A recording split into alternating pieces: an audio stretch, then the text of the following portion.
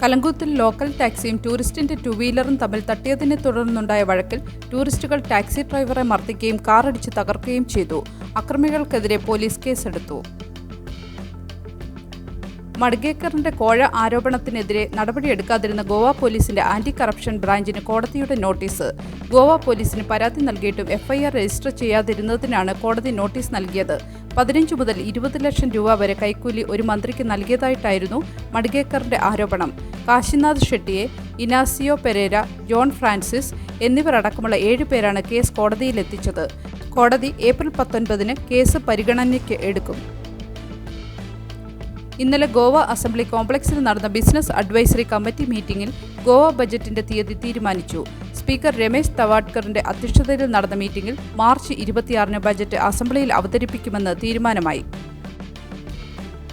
6 മുതൽ 10 വരെയും 12ന്റെയും അധ്യയന വർഷം മുമ്പ് തീരുമാനിച്ചിരുന്ന ഏപ്രിൽ 1 പകരം ഏപ്രിൽ 7 തീയതി മുതൽ ആരംഭിക്കണമെന്ന് ഡയറക്ടറേറ്റ് ഓഫ് എഡ്യൂക്കേഷൻ ആലോചിക്കുന്നതായി റിപ്പോർട്ട്. 2024-25 അധ്യയന വർഷത്തിലെ പരീക്ഷ മാർച്ച് 28 അവസാനിക്കുന്നതെന്നും അത് കഴിഞ്ഞാൽ 1-2 ദിവസം മാത്രം അവധി കൊടുത്ത് ഏപ്രിൽ 1 തീയതി പുതിയ അധ്യയന വർഷം ആരംഭിക്കാനുമായിരുന്നു ഗവൺമെന്റ് മുൻപ് തീരുമാനിച്ചിരുന്നത്. എന്നാൽ കഴിഞ്ഞ 2-3 ആഴ്ചയായി നടന്നുവരുന്ന പ്രതിഷേധങ്ങൾ കണക്കിലെടുത്തുകൊണ്ടാണ് സ്കൂൾ തുറക്കുന്ന തീയതി ഒരാഴ്ച മുൻപോട്ട് നീക്കാൻ തീരുമാനിച്ചിരിക്കുന്നത്. ഏപ്രിൽ 7 തീയതി ക്ലാസ് ആരംഭിക്കുമെങ്കിലും ഗോവയിലെ വേനൽച്ചൂട് കണക്കിലെടുത്തുകൊണ്ട് സ്കൂൾ സമയം 8 മുതൽ 11:30 വരെ ആക്കാനും DOE ആലോചിക്കുന്നു. പൊർവരമിൽ പുതിയ ഫ്ലൈ ഓവറിന്റെ നിർമ്മാണത്തിന്റെ ഭാഗമായി ഒരു ആൽമരവും അതിന് താഴെ സ്ഥിതി ചെയ്തിരുന്ന കാപ്രേശ്വർ അമ്പലവും മറ്റൊരു സ്ഥലത്തേക്ക് മാറ്റി സ്ഥാപിക്കാനുള്ള ഗവൺമെന്റ് തീരുമാനം മാധ്യമങ്ങളിൽ 2 ആഴ്ച മുൻപ് പ്രസിദ്ധീകരിച്ചിരുന്നു.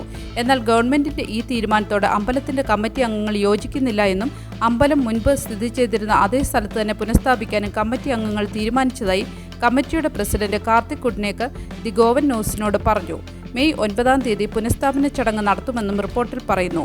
അമ്പലത്തിന്റെ പുനഃസ്ഥാപനയ്ക്കു വേണ്ടിയുള്ള സാമ്പത്തികവും സാങ്കേതികവുമായ പിന്തുണ ഗ്രാമവാസികൾ തന്നെ ഏൽക്കുമെന്നും ഗവൺമെന്റിന്റെ സഹായം ആവശ്യമില്ല എന്നും എടുത്തു പറഞ്ഞു. പുതിയതായി റെന്റ് കാർ രജിസ്റ്റർ ചെയ്യാൻ അനുവദിക്കില്ല എന്നതും അതിന്റെ ലൈസൻസ് പുതുക്കലും താൽക്കാലികമായി നിർത്തിവെക്കണമെന്നുമുള്ള ട്രാൻസ്പോർട്ട് ഡിപ്പാർട്ട്മെന്റിന്റെ തീരുമാനത്തെ പുനഃപരിശോധിക്കണമെന്ന് നോർത്ത് ഗോവ റെന്റ് കാർ ഓപ്പറേറ്റർമാർ സംസ്ഥാന സർക്കാരിനോട് അഭ്യർത്ഥിച്ചു. എന്നാൽ ടൂറിസ്റ്റുകൾ മദ്യപിച്ച് വാഹനമോടിച്ച് ആക്സിഡന്റുകൾ വരുത്തുന്നതുകൊണ്ടാണ് ഫെബ്രുവരി 20 directorate of transport, airport, railway station എന്നിവിടങ്ങളിൽ റെന്റ് കാറിന്റെ പ്രവേശനം നിരോധിച്ചിരുന്നത്. ഇത് മാനിക്കാതെ ഇപ്പോഴും റെന്റ് കാറുകളും എയർപോർട്ടിലും റെയിൽവേ സ്റ്റേഷനുകളിലും എത്താറുണ്ടെന്നും അവയ്ക്കെതിരെയാണ് നടപടികൾ എടുക്കുന്നതെന്നും ഡയറക്ടറേറ്റ് ഓഫ് ട്രാൻസ്പോർട്ട് വക്താവ് പറഞ്ഞു. ഇതോടെ ഈ വീഡിയോ അവസാനിക്കുന്നു. ഗോവയിലെ വാർത്തകളും വിശേഷങ്ങളും അറിയാനായി ഈ ചാനൽ സബ്സ്ക്രൈബ് ചെയ്യുകയും ബെല്ലൈക്കൺ അമർത്തുകയും ചെയ്യുക. വീഡിയോ ഇഷ്ടപ്പെട്ടാൽ ഫോർവേഡ് ചെയ്യാനും ലൈക്ക് ചെയ്യാനും മറക്കരുത്.